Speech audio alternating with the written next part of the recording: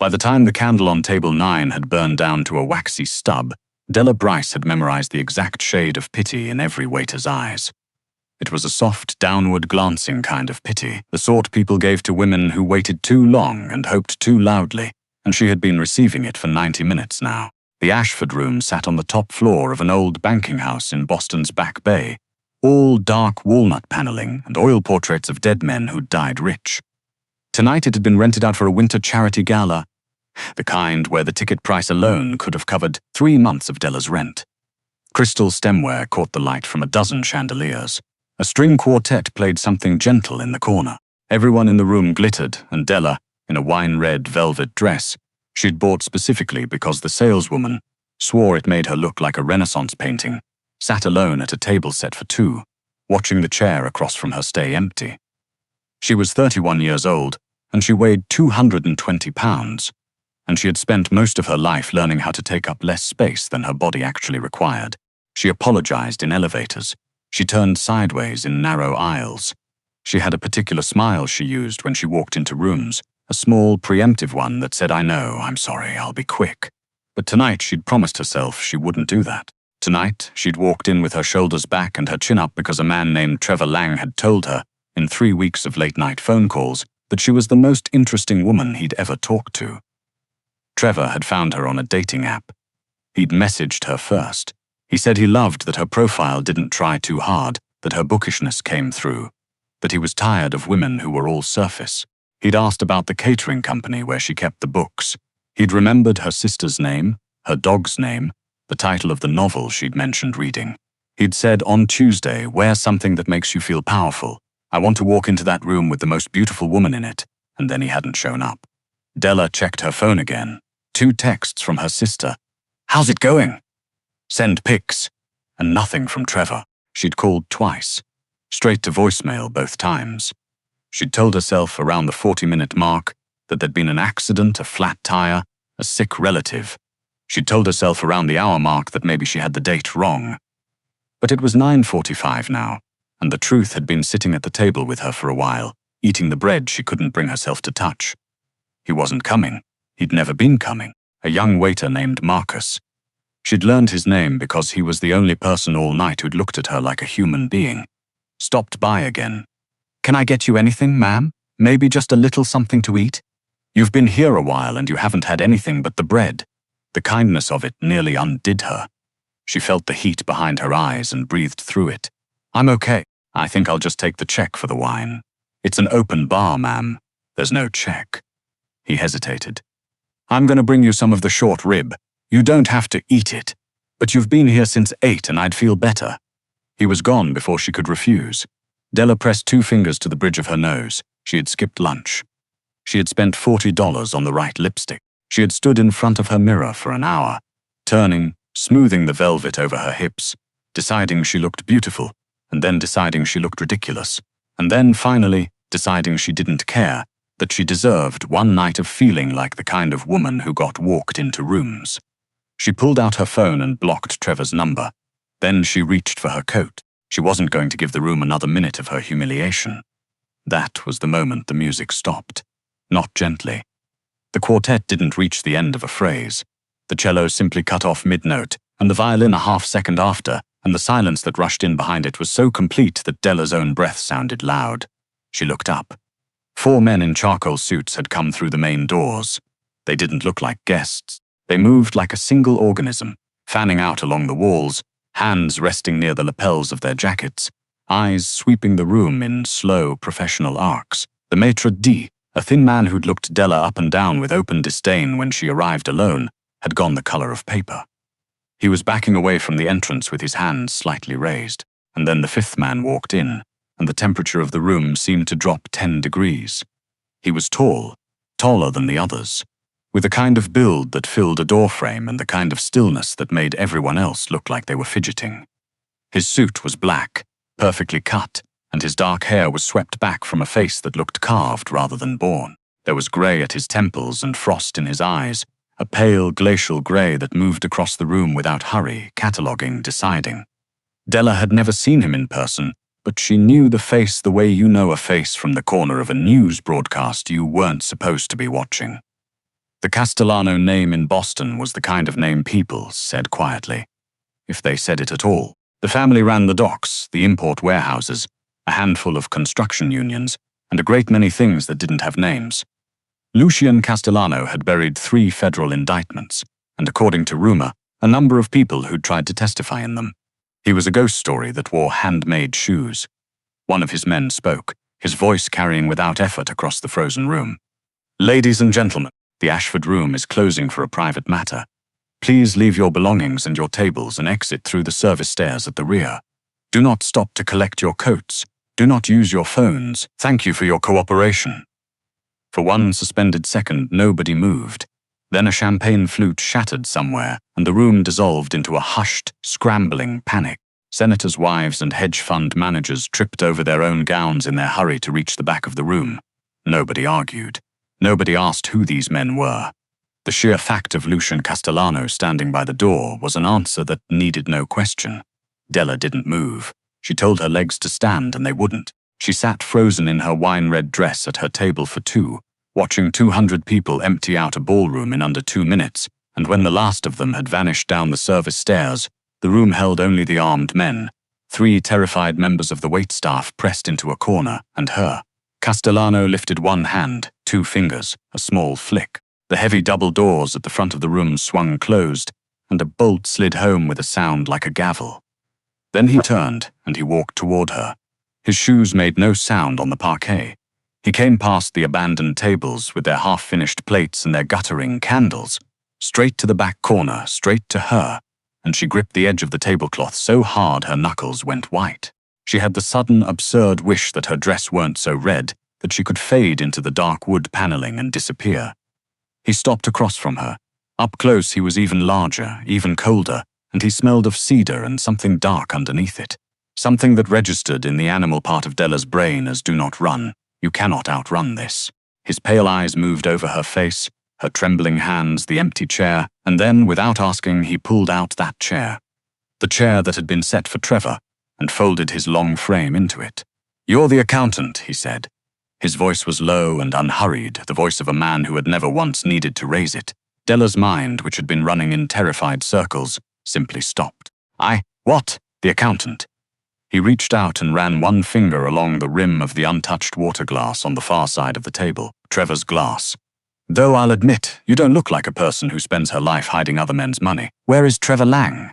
The name landed on the table between them like a stone dropped into still water. Della felt the blood leave her face. "You?"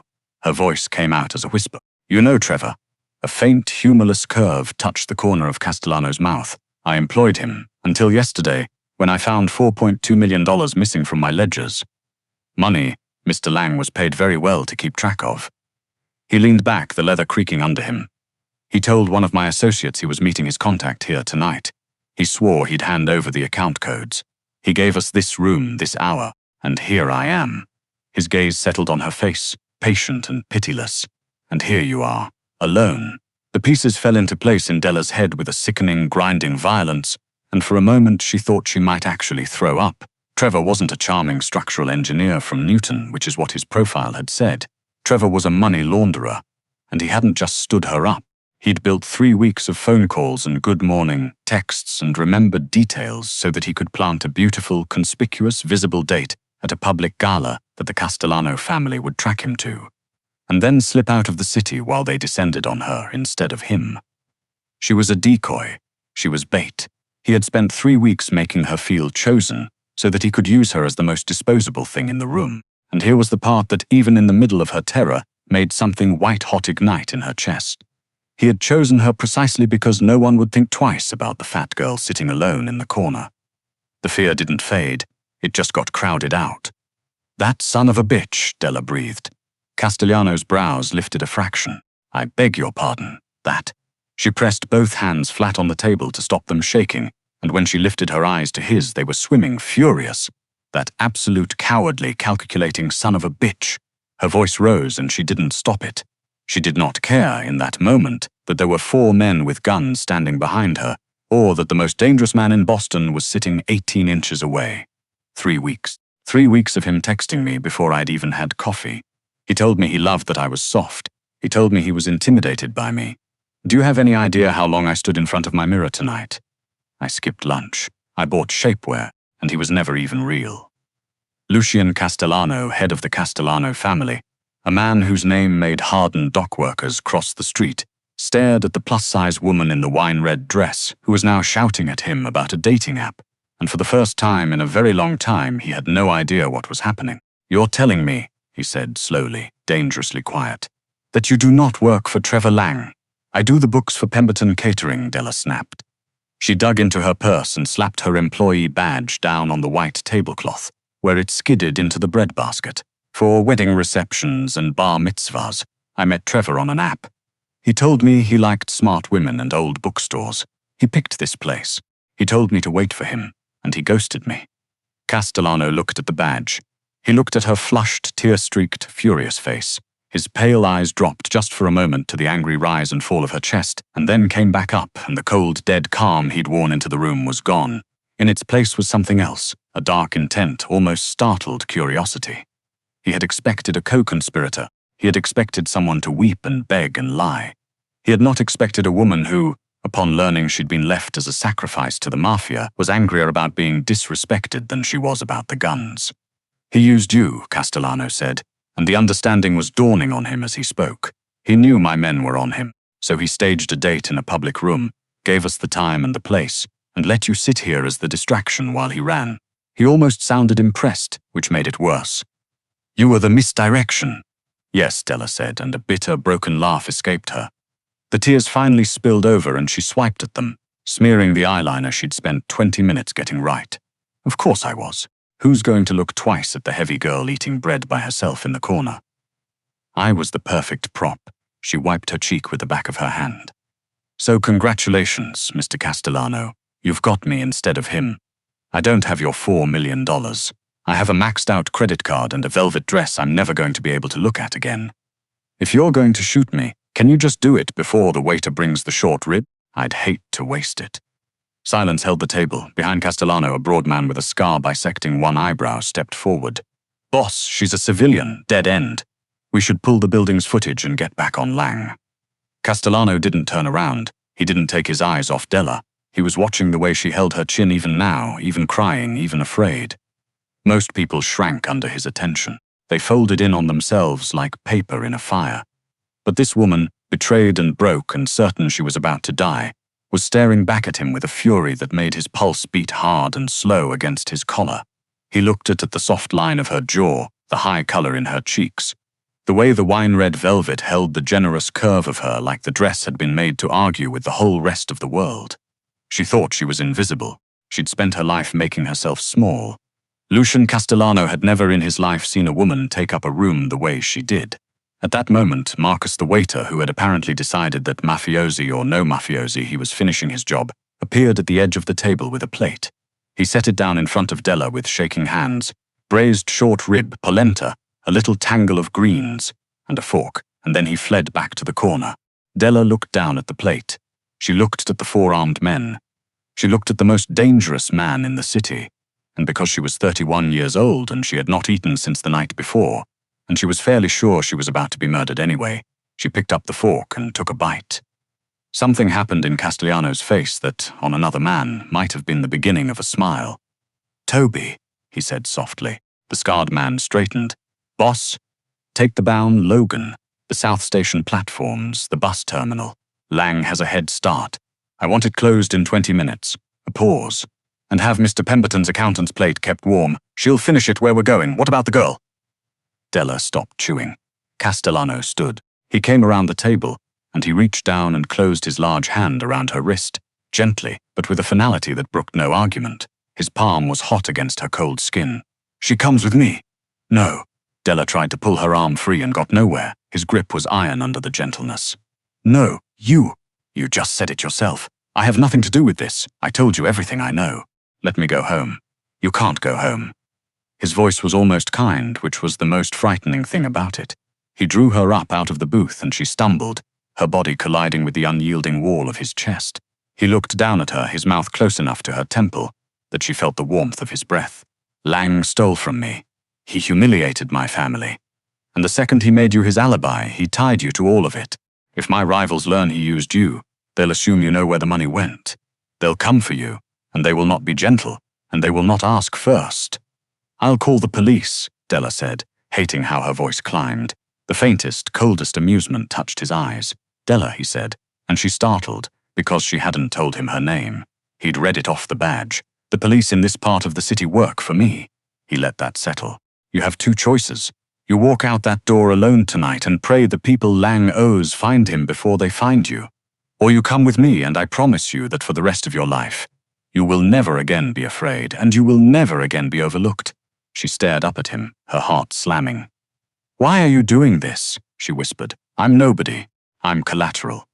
His free hand rose and his thumb traced the line of her jaw, catching a tear at the corner of it, and his pale eyes went dark with something that was not cold at all. He left you here as bait, Castellano murmured. He had no idea what he was leaving behind. He lifted 2 fingers, and across the room the bolt on the doors drew back. You're with me now. The car was a reinforced black SUV with windows so dark the city outside became a smear of red taillights and wet snow. Della sat rigid against the leather. Castellano sat beside her, not speaking, radiating a heat she could feel along her whole left side. On her lap, wrapped in foil by a waiter too scared to refuse, was the rest of the short rib.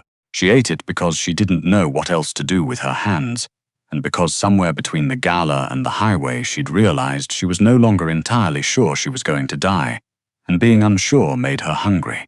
They descended into a private garage beneath a glass tower on the harbor, past men with rifles slung across their chests, and rode an elevator that opened directly into a penthouse. Floor-to-ceiling glass framed the black water of the harbor and the lights of the planes lifting off Logan. The place smelled of old bourbon and cedar and faintly of the storm coming in off the Atlantic. Sit, Castellano said, and gestured to a sofa the color of charcoal. Della sat and wrapped her arms around her own waist and asked the only question that mattered. How long do I have to stay here? He poured 2 glasses of something amber. Until Lang is dead and until I have my money back. He crossed the room and held 1 glass out. His knuckles brushed hers and a current went up her arm that she resented with her whole heart. Drink, you're shaking. She drank. It burned and then it warmed, and it pooled low in her stomach beside the short rib. He took the chair across from her, and his grey eyes moved over her without apology. Her face, the curve of her hip against the velvet. Not the way Trevor's profile photos had looked at her, like a problem to be managed, but like she was the only thing in the room worth looking at. You're afraid of me, he observed. You locked me in a banquet hall with armed men and drove me to a fortress. So yes, I'm afraid of you. A low, genuine laugh rolled out of his chest, and it surprised them both. Good. Fear keeps people alive, but you don't need it in this building. No one here will so much as breathe on you wrong. You have my word, and my word is the only thing in this city that's never been broken. Before Della could decide what to do with that, the elevator chimed and the scarred man, Toby, strode in with a tablet, his expression grim. Boss, we hit a wall. Lang didn't go to the airport, the train or the buses. We've got eyes on every exit from the city and he's not on any of them. Worse, the Driscoll crew is moving men onto the waterfront. We think Lang sold the account codes to Eamon Driscoll for protection. The muscle in Castellano's jaw went tight. If Driscoll gets those codes, he drains every account I own in an afternoon. Find Lang Toby. Tear up the floorboards if you have to. That's the thing. Toby's voice dropped. Our people went through Lang's apartment. His hard drives were wiped. Military grade, magnet to the platters. The hallway cameras have him leaving empty-handed. No drive, no laptop, no phone but the burner. He didn't have the codes on him when he ran. Toby spread his hands. So either he memorized 400 account numbers, or he stashed them somewhere, and we can't find where. Castellano was on his feet, pacing a slow line across the rug. Then where are they? Della sat very still on the sofa, staring into her bourbon, and a small, cold memory surfaced from 3 weeks of texts and calls.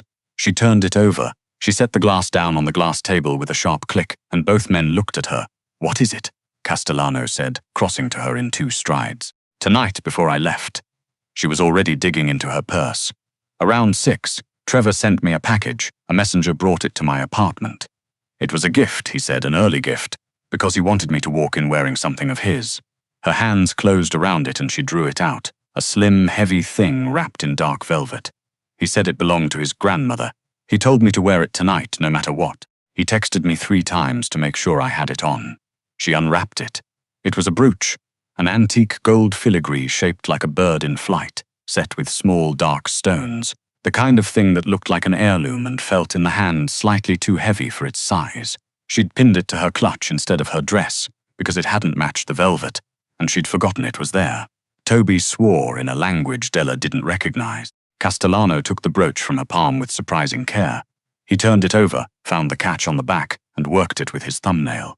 The backing plate hinged open, and inside, nested in a bed of black foam, sat a micro SD card no larger than a fingernail. For a moment, nobody spoke. Then Castellano set the brooch down on the table very gently, like it might break, and he leaned forward and braced both hands on the arms of the sofa, on either side of Della, so that his face was very close to hers.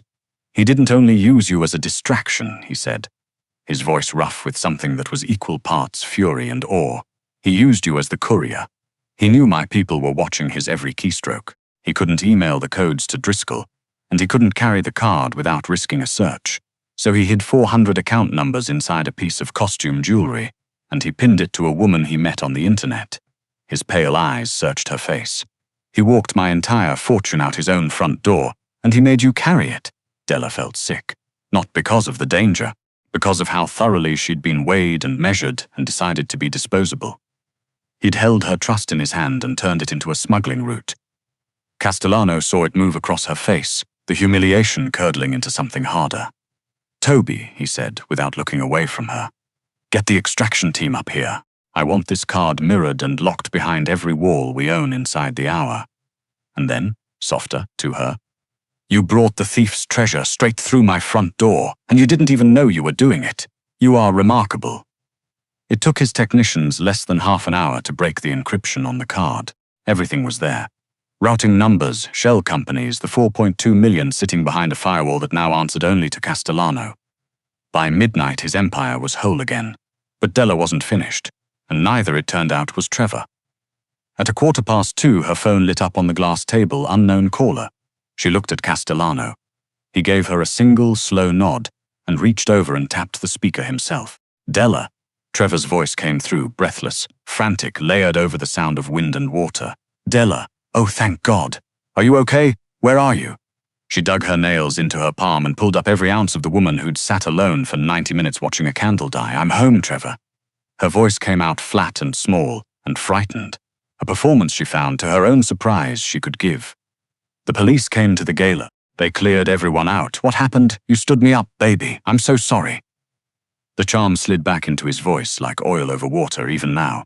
"There was an emergency. Bad people are after me, Della. I didn't want them anywhere near you. Listen, the brooch I sent you. My grandmother's pin. Do you still have it?" "It's on my dresser," she said. "Why? I need you to bring it to me, right now. Tonight." A pause, the wind louder. "Those people, the ones after me. If I don't give them what's in that pin, they're going to kill me, Della. I'm begging you." "What's in the pin?" she asked and made her voice waver. "Trevor, you're scaring me." His patience cracked, just slightly, and underneath it she heard the thing he'd hidden for 3 weeks. "It doesn't matter what's in it. I'm at the old fish pier on Northern Avenue, the abandoned one past the cannery. Get in a cab and bring me the pin and don't call anyone. Can you do that? Can you do one thing right?" "I don't know," Della breathed. "It's so late. I'm scared to come alone." God. The mask came all the way off now, and what was under it was ugly and cold and contemptuous. "Stop sniveling and listen to me. You think I actually wanted to take some fat little bookkeeper to a black tie gala? You were a mailbox with a pulse. That's all you ever were. Now get in a cab and bring me my money, or I swear I will find you and you'll wish the Driscolls had gotten to you first." The penthouse went very quiet. Della did not cry. She found, somewhat to her own astonishment, that she had no tears left for Trevor Lang. What she felt instead was clean and bright and almost peaceful, like the surface of cold water. Castellano reached over and ended the call. His face had gone smooth and still, the temperature of the whole room dropping with it. He didn't shout, he didn't break anything, but the look in his pale eyes was the kind of thing that made empires careful. He said quietly, "Bring the cars around." The fish pier on Northern Avenue was a ruin of black water and rotting pilings, fog rolling thick off the harbor, the air sharp with salt and diesel and the rust of old machinery. The SUV idled to a stop in the dark and cut its lights. Della stepped out into the cold in her wine-red dress with Castellano's heavy cashmere overcoat draped over her shoulders. It smelled of cedar and of him, and it made her feel, absurdly, like nothing on this pier could touch her. "Walk to the end," he murmured against her ear, his hand warm at the small of her back. "I'll be 10 feet behind you the whole way. He will never reach you. Do you trust me?" She was quiet for a moment. The strange thing was that she did. "Yes," she said, and walked into the fog alone. Her heels clicked steadily on the wet concrete. Her heart was not pounding. She had spent her whole life being afraid, of rooms, of mirrors, of the space her own body took up, and somewhere in the last 6 hours she seemed to have used all of it up. "Della." Trevor stepped out from behind a stack of rusted crates. He looked terrible.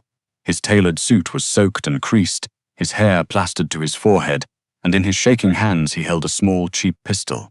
"There you are. Good girl. Now give me the pin." She stopped 10 feet from him and didn't reach into her bag. She just looked at him, the shivering, sweating, ordinary little man who had made her feel like a thing to be discarded. And she felt something close to wonder that she'd ever found him impressive. "You're a coward, Trevor," she said. "Shut up." The gun came up, pointed at her chest.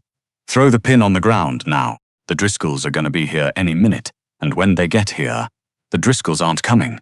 The voice rolled out of the fog low and resonant, and Trevor went rigid, every drop of color draining from his face. From the wall of mist behind Della, Lucian Castellano stepped into the weak orange glow of the dock lights, and behind him came Toby and a dozen men, rifles up, every barrel trained on the soft center of Trevor Lang. The pistol dropped from Trevor's hand and clattered on the concrete. His knees buckled and he went down into the wet, sobbing. "Mr. Castellano. Boss. Please, I can explain. It was Driscoll. They made me. They threatened my—" Castellano didn't look at him. He walked up beside Della and slid his arm around waist and unmistakable, drawing her against his side so that Trevor could see exactly where the power in this place lived now. "You stole from me, Lang," Castellano said, his voice carrying flat over the slap of the water. "You disrespected my family, but of all your mistakes, the one I find I can't forgive is that you insulted my woman." Trevor's wet, terrified eyes went to the hand at Della's hip, and his mouth fell open. She's not. She's a nobody. She's She's the woman who carried my entire fortune through a room full of your enemies without ever giving herself away," Castellano said, and there was steel and something almost like pride in it. He looked down at Della, and the cold was nowhere in his face now. "She's the one who decides what happens to you." His voice gentled, only for her. "Does he live, or does he die?" Della looked at Trevor Lang, kneeling in the freezing muck of the pier. The man who had mocked her body and weaponized her loneliness and called her a mailbox with a pulse. She felt the warm, steady weight of Lucian's arm around her waist, and she understood, for the first time in her life, that she was not the smallest thing in the room. She had never been the smallest thing in the room. "Take out the trash," she said. Castellano smiled. A slow, beautiful, terrible thing, and pressed his lips to the top of her head. "Toby, put him in the water." Trevor's screams were swallowed by the fog as the men closed in, and then the pier was quiet again, only the black harbor breathing against the pilings. Castellano turned and took Della's face in both his hands, his thumb stroking along her cheekbones, the wind whipping her hair loose. She had never felt so warm. "He was wrong about you," he said, his voice low, his pale eyes burning down into hers. "He thought you were nothing. He thought you were a place to hide his sins." His thumb traced the curve of her mouth. "You were never the bait, Della. You were the only thing in that entire room worth keeping, and I am going to spend the rest of my life making certain you never again make yourself small for anyone." He bent and kissed her, there on the broken pier with the fog rolling in off the Atlantic, and Della Bryce, who had walked into a banquet hall that evening apologizing for the space she took up, kissed him back, gripping the lapels of his coat, and stepped at last out of the corner. She'd spent her whole life hiding into the center of everything, where she had always secretly known she belonged.